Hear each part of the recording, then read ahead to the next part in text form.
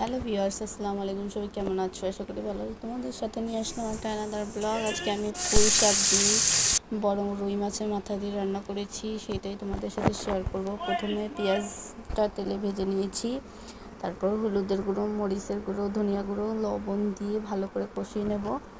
এরপর মাছটা দিয়ে দেব।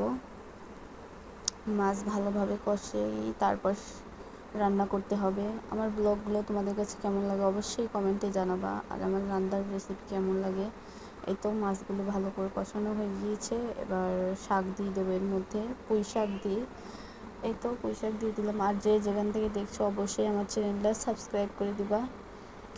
আমি ছোট ইউজার, কয়েকদিন আগে ব্লগ বানানো শুরু করেছি, সেজন্য আমার যদি কোনো ভুল হয় সবাই ক্ষমার দৃষ্টিতে দেখবা। এই তো ভালো করে শাকটা কষিয়ে নিচ্ছি, এরপর একটু পানি দিয়ে দিলাম। শাকটা টাটকা টাটকা শাক দিয়ে মাছের মাথা দিয়ে রান্না করলাম, খাইতে মজাই আলাদা। এই তো শাকটা ভালো করে কষে পানি শুকিয়ে গিয়েছে। এই তো আমার শাক রান্নার ফাইনাল লুক। কেমন হয়েছে অবশ্যই কমেন্টে জানাবা।